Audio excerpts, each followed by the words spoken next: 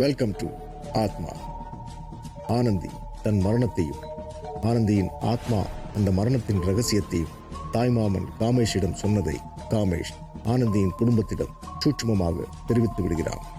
அன்று தோழி வினிதாவின் மரணம், அதன் பின் களங்கமில்லாதவளை களங்கமானவள் என்று சொன்ன மார்ச்சுவரி மருத்துவரின் மரணம். எஞ்சியிருப்பது ஒரே ஒரு சாவு. பழிவாங்காமல் விடமாட்டாள் ஆனந்தி. வாருங்கள் பார்க்கலாம். உங்களுக்கு ஒரு உண்மையை சொல்லட்டுமா? ஆனந்தி தற்கொலை பண்ணிக்கல, அவளை தூக்குல தொங்க விட்டாங்க.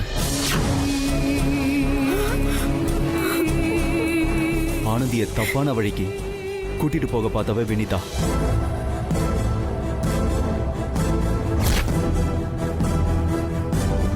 ஆனந்தி கர்ப்பமா இருக்கான்னு சர்டிபிகேட் கொடுத்தது டாக்டர்.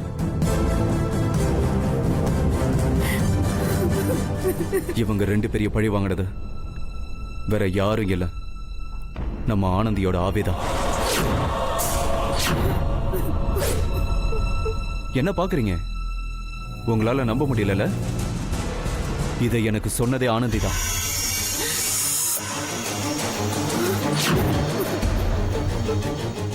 நீங்க யாரும் அவளை நம்பல, ஆனா நான் அவ மேல அந்த நம்பிக்கை வச்சிருந்தேன். ஒரு தடவை ஆனந்தி ஆவியா என் கண் முன்னாடி வந்தா. அவ தற்கொலை பண்ணிக்கலன்னு என்கிட்ட சொன்னா. ஆனா யார் இதுக்கு காரணம்னு என்கிட்ட சொல்ல மாட்டேன்ட்டா.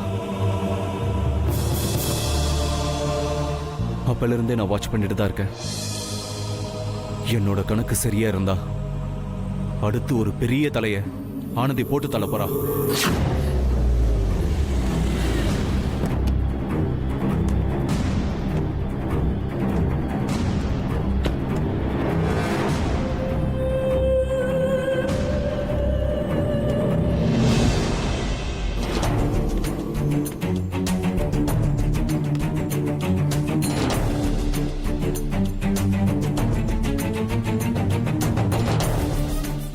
நான் சொல்லல ஒரு பெரிய தலை உருள போகுதுன்னு. இதோ வருது பாருங்க.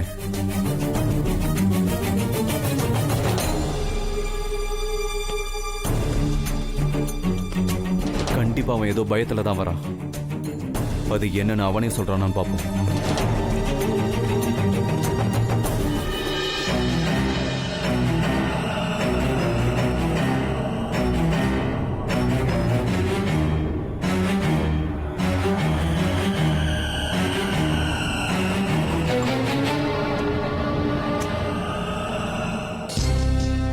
இன்னும் ஆனந்தி போன வருத்தத்திலே இருக்கீங்க போல.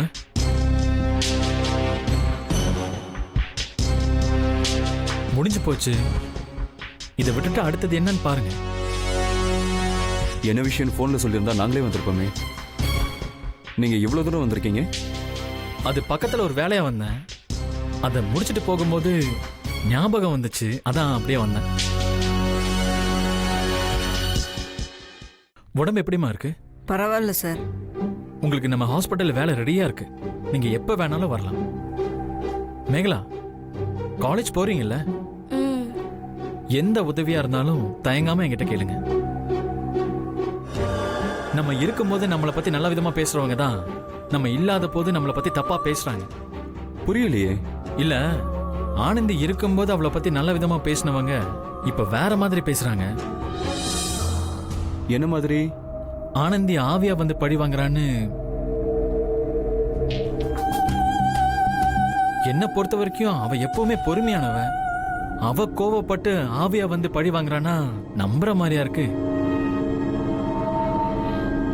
மிஸ்டர் ஆகாஷ், அப்படி அவ ஆவியா வந்தாலும் அவங்க ரெண்டு பேரும் எதுக்கு அவ பழி வாங்கணும்? ஏதாவது காரணம் இருக்கா? இல்ல இன்னும் மேற்கொண்டு யாரையாவது பழி வாங்க போறாளா? இல்ல இல்ல, அப்படி எதுவோ அந்த அர்த்தத்துல நான் சொல்லல.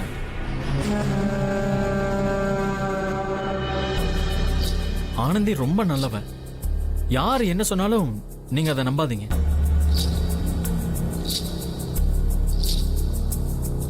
நீங்க சொல்றதெல்லாம் கரெக்ட் தான், ஆனா கர்ம வினைன்னு ஒண்ணு இருக்குல்ல.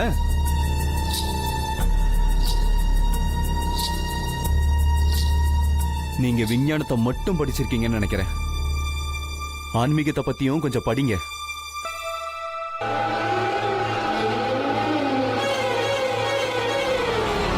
அவங்கவுங்க செயலுக்கான பலனை அவங்கவுங்க அனுபவிச்சுதான் ஆகணும். நம்ம தப்பு பண்ணாத வரைக்கும் எதுக்கும் பயப்பட தேவையில்ல. எங்க ஆனந்தி மேல நீங்க வச்ச நம்பிக்கைக்கு ரொம்ப நன்றி. உங்க உதவி இவங்களுக்கு தேவைப்படாது. இவங்களை நான் பாத்துக்கிறேன். உங்களை நீங்க பாத்துக்கோங்க.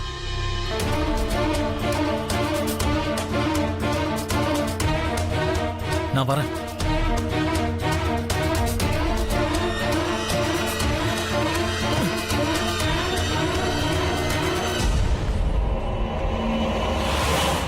ஹலோ.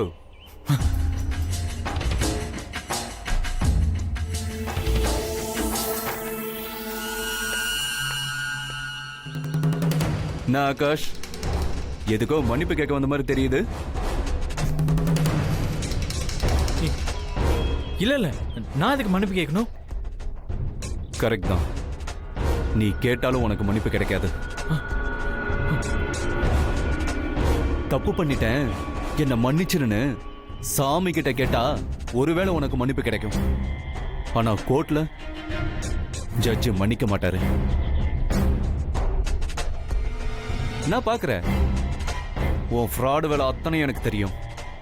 இனிமே நீ ஓடவும் முடியாது, ஒளியவும் முடியாது.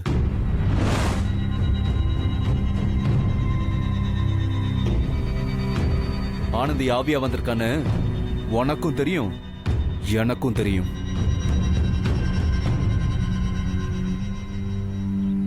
ஆனா அவ அடுத்து என்ன பண்ண போறான்னு உனக்கு தெரியாது, ஆனா எனக்கு தெரியும்.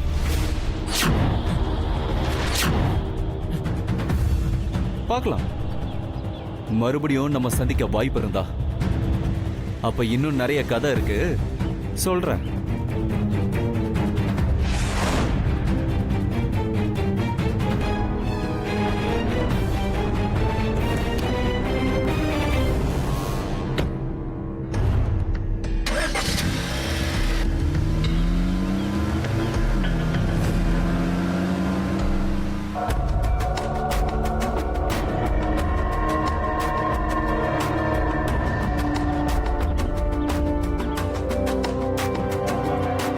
சாமி வராது.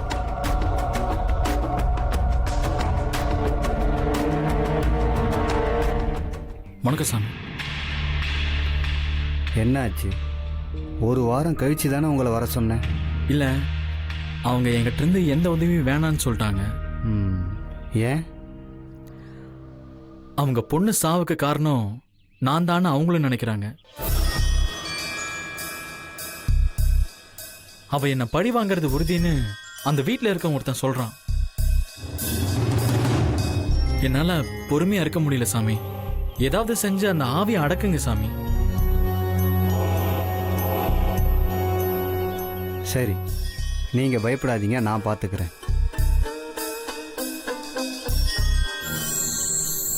ஆனா ஒரு சின்ன சிக்கல் இருக்கு. என்ன சாமி? பொதுவா என்னை தேடி வர்றவங்க மனுஷன் உடம்புல புகுந்த ஆவியை விரட்டத்தான் வருவாங்க. இந்த புண்ணிய பூமியில வச்சு பூஜை செஞ்சதும் அந்த கெட்ட ஆவிங்க அந்த உடம்பை சித்திரவதை பண்ணாம ஓடி போயிடும். ஆனா நீங்க வந்த நோக்கம் அது இல்லை. வெளியில உலாவற ஆத்மாவை வர வச்சு அதோட எண்ணங்களை பழிவாங்கிற குணத்தை மாத்துறதுக்காக பூஜை பண்ண சொல்றீங்க. அந்த மாதிரி பழிவாங்கிற எண்ணம் கொண்ட ஆவியை வர வைக்கிறது அவ்வளவு சுலபம் இல்லை. அது ஒரு பெரிய போராட்டம். சில ஆவிகள் உடனே வந்துடும், நான் சொல்றதை கேட்டு அதுக்கு கட்டுப்பட்டு அடங்கி போயிடும். சில ஆவிகள் உடனே வராது, அப்படியே வந்தாலும் கட்டுப்படாது. ஆனா நீங்க சொல்றதை வச்சு பார்க்கும்போது அந்த ஆவிக்கு தன் குடும்பத்து மேல நிறைய பாசம் இருக்கு. அதனால அந்த குடும்பத்திலிருந்து ஒருத்தர் இங்க பூஜை நடக்கும்போது இருந்தா அந்த ஆவியை சுலபமா வரவழைச்சிடலாம். அதனால என்ன சாமி, யாராவது ஒருத்தரை கண்டிப்பா கூட்டிட்டு வந்துடுறேன். உங்கள் உதவியே வேணான்னு சொல்கிறவங்க எப்படி உங்களுக்கு உதவுவாங்க? இல்ல சாமி, நான் எப்படியாவது அவங்கள யாரையாவது ஒருத்தரை நான் சமாதானப்படுத்தி கூட்டிட்டு வந்துடுறேன். சரி, கூட்டிட்டு வாங்க, பூஜையை உடனே ஆரம்பிச்சிருவோம். சரிங்க சாமி. ஒரு நிமிஷம். நீங்கள் கூட்டிக்கிட்டு வர்றவங்க உங்கள் கட்டாயத்தின் பேரில் வரக்கூடாது. அவங்க மனசு ஒப்பி தான் வரணும். புரிஞ்சுதா? இப்போ நீங்கள் கிளம்பலாம். போலாம்டா. வர சாமி.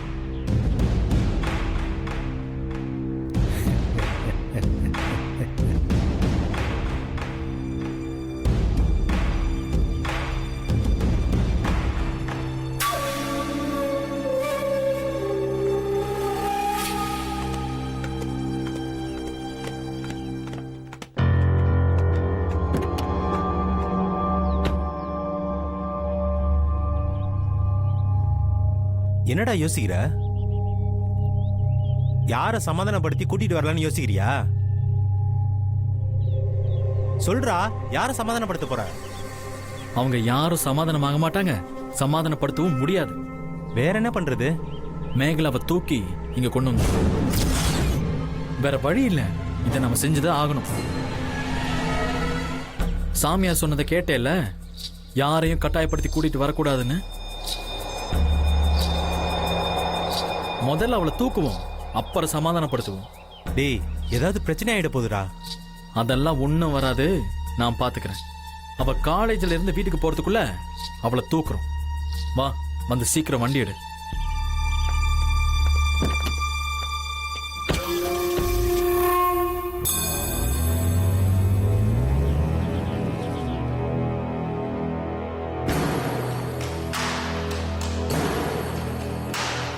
டேய், வராடாவ. வரட்டும் வரட்டும், அதுக்காக தானே வெயிட் பண்றோம்.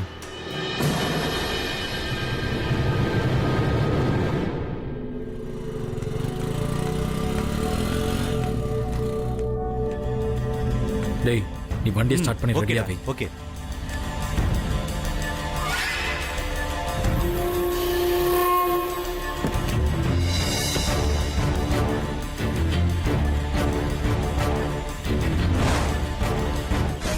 ஆகாஷ் செய்யும் முயற்சிகள் எல்லாம் தடைபட ஆரம்பித்து விட்டது.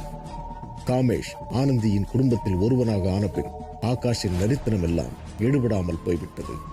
சாமியாரை அண்டிய பின் அவர் கூறியது போல் ஆனந்தி குடும்பத்திற்கு உதவி எதுவும் செய்ய முடியாமல் போகிறது. ஆனந்தியை எப்படி சமாதானப்படுத்தப் போகிறார்? ஆகாஷ் ஆனந்திக்கு செய்த துரோகத்தில் இருந்து எப்படி தப்பிக்கப் போகிறான்? ஆகாஷுக்கு வரும் சிந்தனைகள் எல்லாம் கெட்டவையாகவே இருக்கின்றது.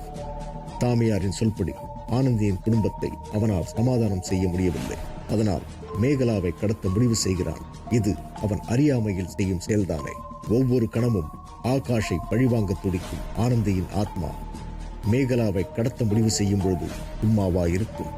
பார்க்கலாம் என்ன செய்ய போகிறது என்று.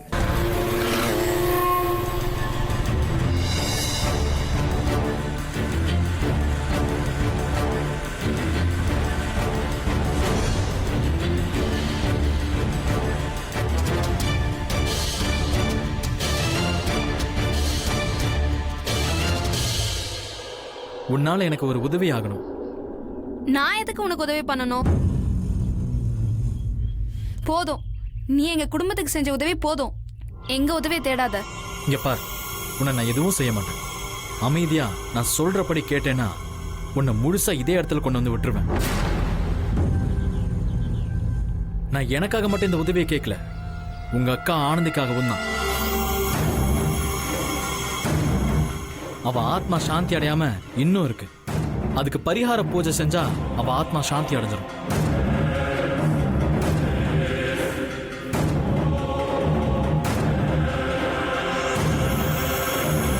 அதுக்காக தான் உன் உதவி வேணும்.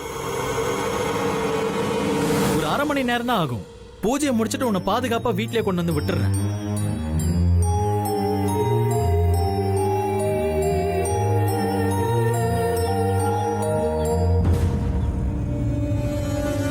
சரி, வா.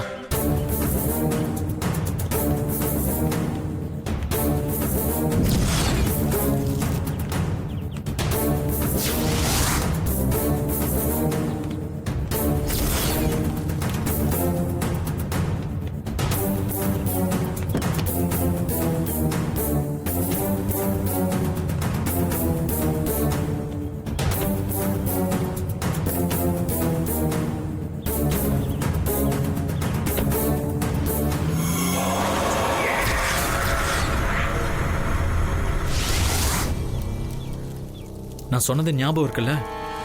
நீ எதுவும் பண்ண வேணாம். சாமியார் வந்து இப்ப பூஜை பண்ணுவாரு. அவர் ஏதாவது சொன்னா மட்டும் செய். ஆனந்தி ஆவி இங்க வர வச்சு அதை அடக்குவார். அதுக்கப்புறம் உன்னை கூட்டிட்டு போய் வீட்டில் விட்டுறேன்.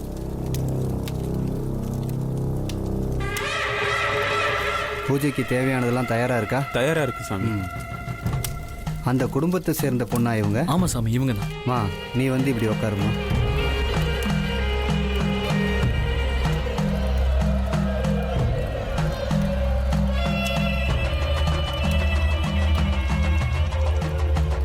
ஓம் பராசக்தி தாயே, நீ உன் மனசுல உன் அக்காவை நினைச்சு கூப்பிடு.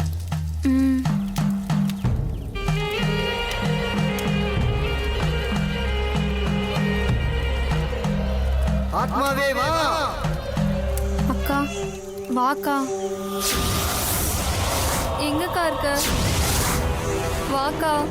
வா, வானத்தை விட்டு கீழே இறங்கி வா. வா, வந்து ஐக்கியமாகு.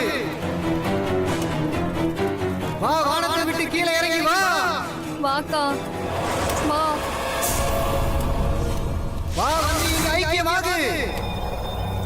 அக்கா அக்கா. ஓம் ரீம் க்ளீம் வா. அக்கா அக்கா.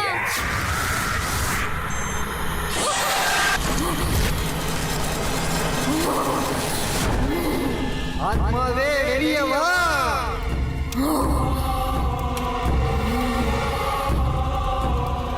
வா.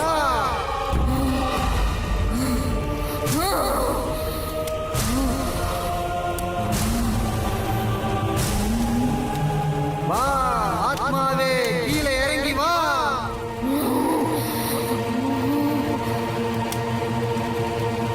வா, வந்து இங்க ஐக்கியமாகு.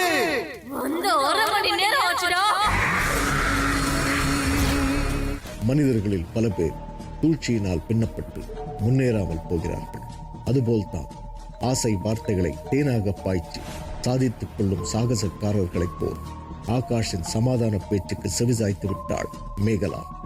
ஆகாஷின் சூழ்ச்சி ஆனந்தியின் ஆக்ரோஷத்தை குறைத்து விடுமா? மனிதனின் பலத்தை விட ஆத்மாவின் பலம் அதிகம்தானே. சாமியாரின் வாக்கை மேகலா மூலம் செயல்படுத்தி விட்டான் ஆகாஷ். மேகலாவின் ஒரே ஒரு சொல்தான் ஆனந்தியை சமாதானப்படுத்தும். ஆனந்தி சமாதானம் அடைவாளா? என்ன செய்ய போகிறாள் பார்க்கலாம்.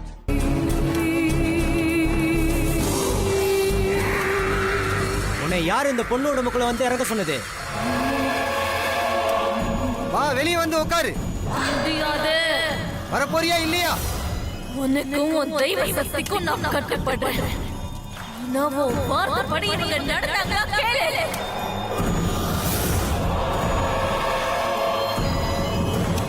கேளு.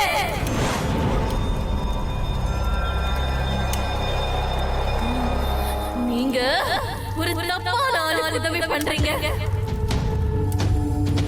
இவ செஞ்ச முதல் தப்பு என்னை கொலை செஞ்ச தூக்கில் தொங்க விட்டது. 2வது என் தங்கச்சியை ஏமாத்தி இங்க கூட்டிட்டு வந்தது. இப்படி தப்புக்கு மேல தப்பு பண்ணிக்கிட்டே இருப்பா. இவனுக்கு நீங்க உதவி பண்ணுவீங்களா? இவனுக்கு நீங்க முடிவு கட்டியே தீருவேன். இவன் இந்த உலகத்துல வாழ தகுதியே இல்லாதவன்.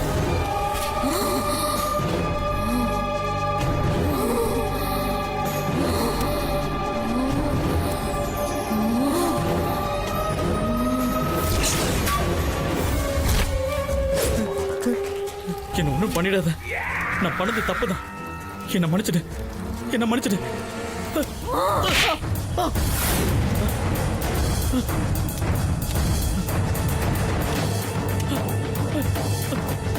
சாமி, சாமி, அந்த ஆவிக்கிட்ட இருந்து அவனை எப்படியாவது காப்பாத்துங்க சாமி. உங்ககிட்ட நான் என்ன சொன்னேன்? அவ்வளவு சொல்லியும் நீங்க மறுபடியும் தப்பு பண்ணிருக்கீங்க. காளியோட வார்த்தையை மீறி என்னால எதுவுமே பண்ண முடியாது. நீ போலாம்.